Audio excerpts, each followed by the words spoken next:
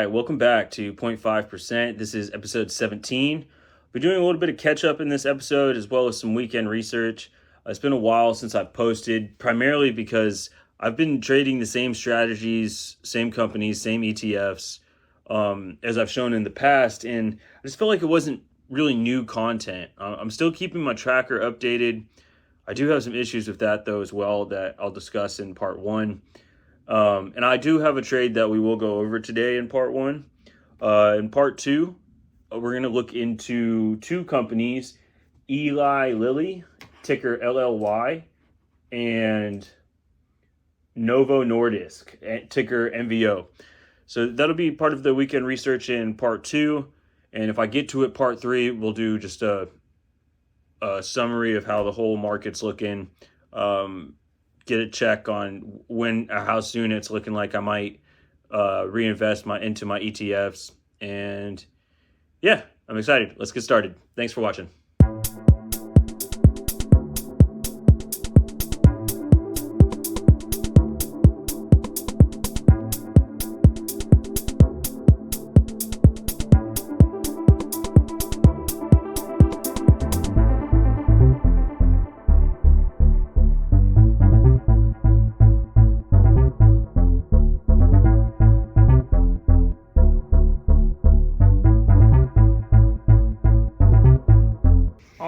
Let me get y'all updated, starting with the tracker. I've got the 100K tab open. I went ahead and highlighted all of my down days because this week I put myself in such a big hole. Even though I've been pulling myself out of it, it's sometimes hard to notice, like especially when your tracked returns is like really close to $0 and you're like, or I'm like, yo, I just had a 63, a 40, a 214, a 71, a 58. Like I'm feeling better about my competency and like understanding of certain trends and strategies.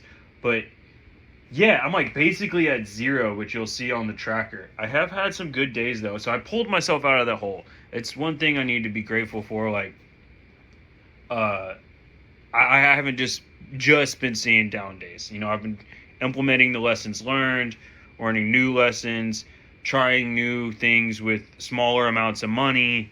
Everything that I've mentioned in previous episodes, I've been, I don't want to say excellent at implementing myself, but I've been okay to good. And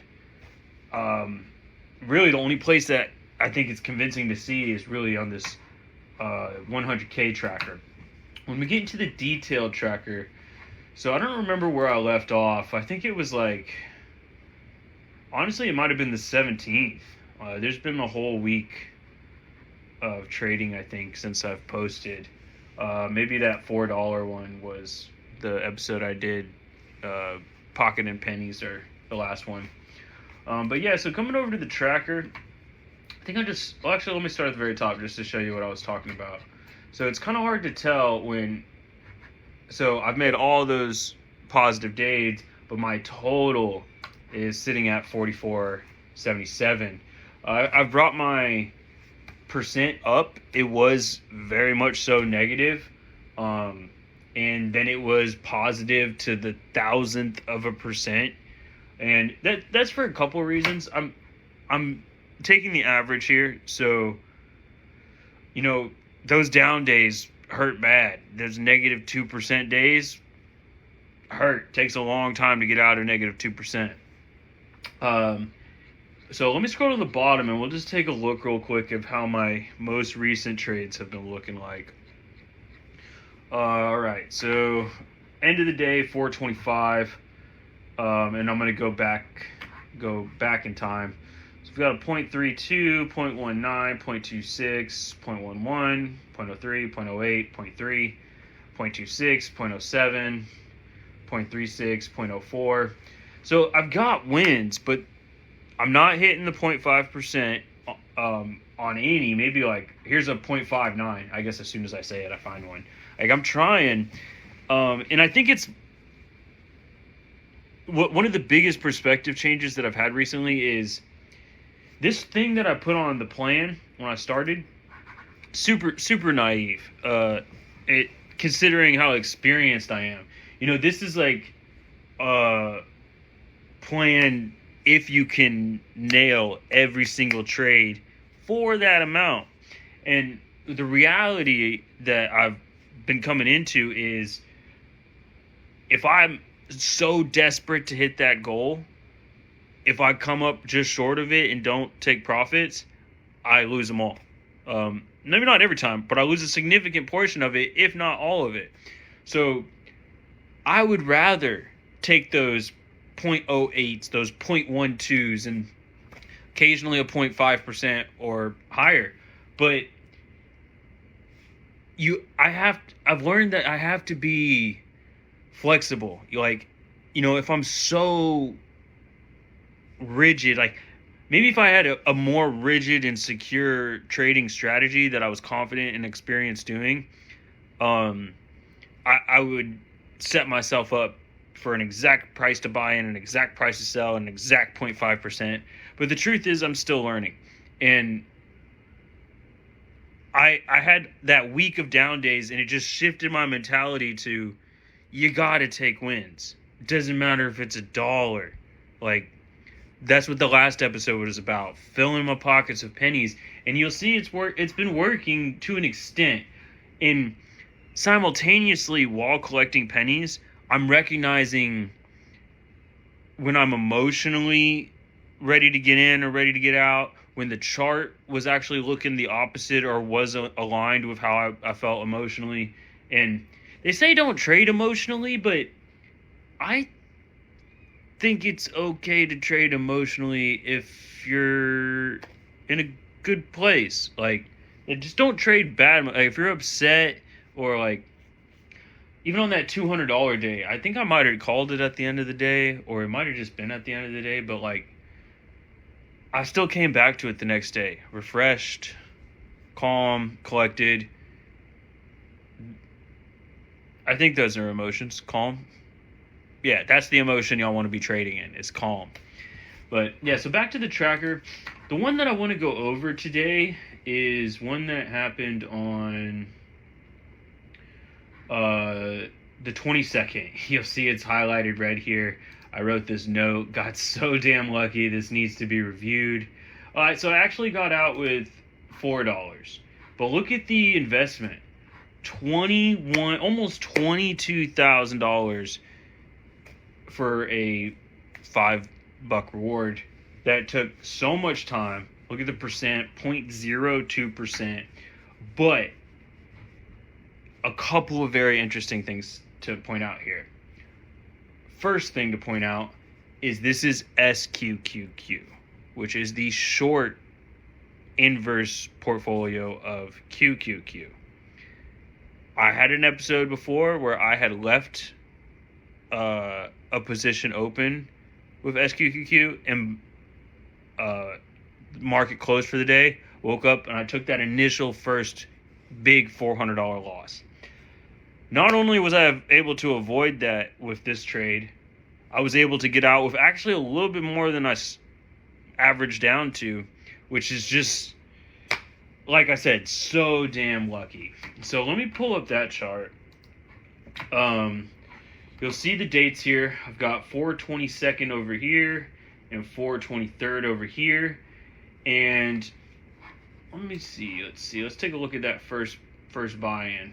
Right there, 200 shares at $39.42. Bought in again probably shortly after, 100 shares, $39.36.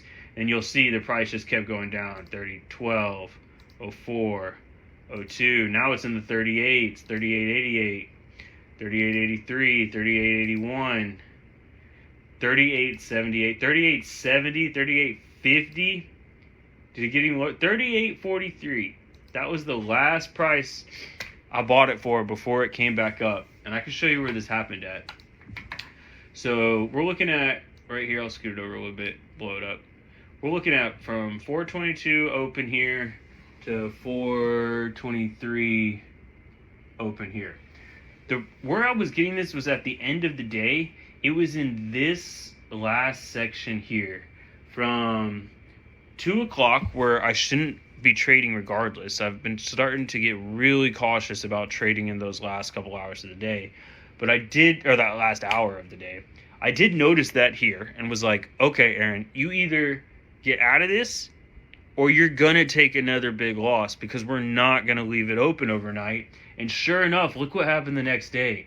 Just slammed. And I think at this time, too, I was actually predicting another drop down. There's been multiple news events recently that have switched kind of the momentum a little bit back into like pro shares instead of short. But yeah, so lesson learned last time, you never hold a short position, like, or at least for me, my rule, never hold a short position. Like, I got stuck in it overnight, and then I would have took that loss from basically 40, or what was my first buy-in? Basically $40. And where did it open in the morning? Like 34? That would have been insane. Huge loss. So what had happened when I got in? When I got in, it looked all right, actually, as far as the moving averages and the price.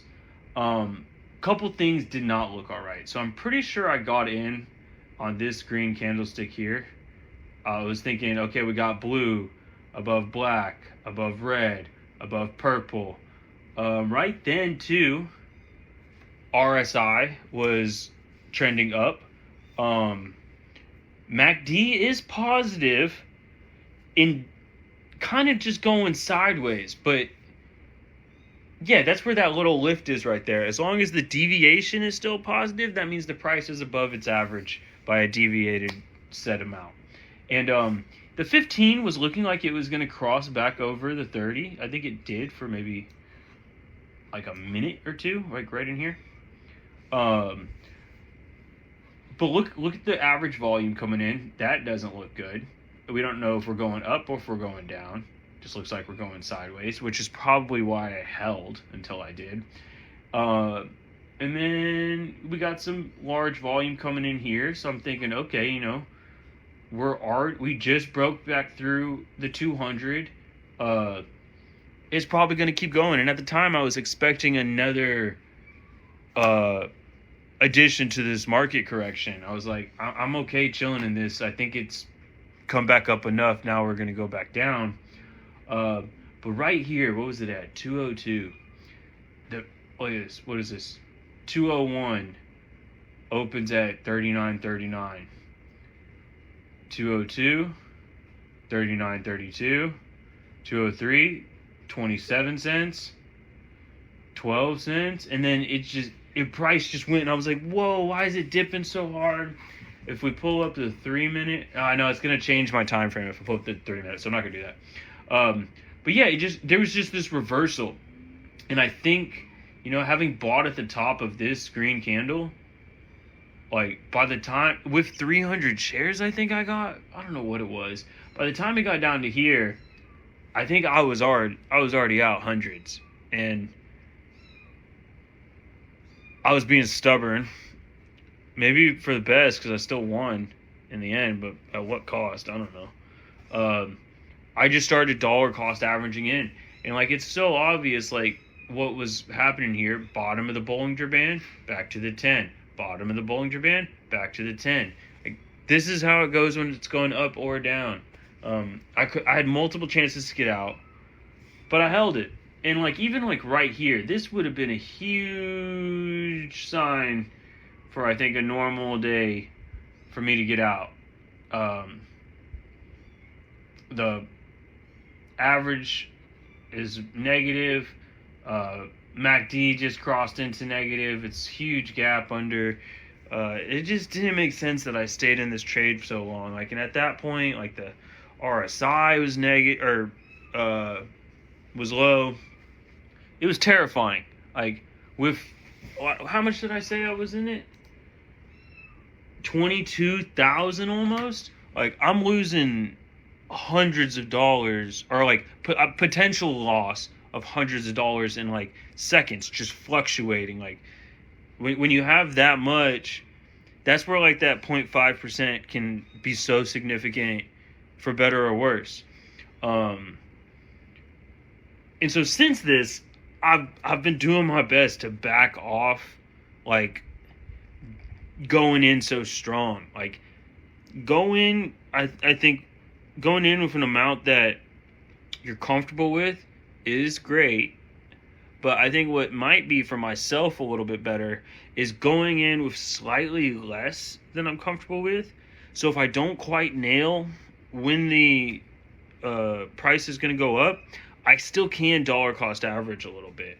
But like dollar cost averaging, like I got so lucky here. So, oh man, why is it doing that? Anyways, so I think I bought here. Can I put a line up there? Is this my line? Yeah. So I bought there. Look, the price never even came back to that. I bought so many shares along this down run that, what was my average cost? $39.11. So my average cost was about there. Look, it barely got back to it and then continued to just drop to zero for the rest of time. Like, yeah. So that was a big lesson learned this week. I somehow recovered it, and I think I've done it again, but more thought out. Like, let me show you another one. Like, these are pretty big. So I came in this one with 100 and then 200, but was then picking up 10 shares the rest of the time to average. So, like with 100 shares, buying an additional 10 will affect your average more or less significantly, I guess, depending on what price you're coming in at. But it's easier to do with smaller amounts. Like if I jump in with 200 shares, let's just say most of my capital is now invested. I don't have enough capital to correct the timing of the trade and then end up with a profit, as well as if I start a little bit smaller, accumulate once it's confirmed and going up. Hopefully this should all be avoided, but sometimes it happens. And especially it happens to me right now because I'm still learning. So this was a big one. 100 going in, and then 10. So like 1, 2, 3, 4, 5, 6, 7, 8, 9, 10. So like these following 10 have already averaged out with that 100, like 50-50 weight. And then I did it again. And this one wasn't much. I definitely had way more invested in when I was done, but not 22, only 16 this time, and came out with more money than I did that time. See, I think I've got a couple of these that turned out all right, just because I've been slowing it down. Yeah, you see here, 50 shares this time, not even 100. And then I did 20 and 10. And then here I was like, all right, I've made some money. Let's keep practicing this, but even use less money because I don't want to lose what I've already made. So then 10 and some ones, buying in single shares after that. But that was probably the most terrifying and exciting trade that's happened this week. Couple other notes before I jump into part 2. So this spreadsheet has been super time consuming, and I'm a little lazy, but I keep it up because something like that helps me recognize, like, yo, why did you do this? Like, why didn't you just buy in here and then sell there? It helps me see it better than Robinhood does. But I have noticed some discrepancies between like my spreadsheet and Robinhood, and I think there's a couple reasons for that, which maybe I'll go to in one of the other parts. But we're getting in here at about 20 minutes now. I think that's good, getting everybody caught up. So I'm doing better. I've recovered all my losses. I'm actually in the green now. I've got a new kind of energy and approach to how I want to start my day. Like, one thing I've been trying to start my day with a win. It doesn't matter if it's 50 cents. Just start my day with a win. Because that kind of helps me confirm in my mind I know which way the day is going. Like, if I start my day with a loss, then it's like wait, am I even looking at the right like chart? Should I be looking at the inverse, or if I am looking at the inverse, should I be looking at the pro? So I've been continuing to learn a lot. Recovered my losses from week whatever that was, and yeah, next we're gonna jump into some research that was requested. So appreciate y'all sticking around. Thanks.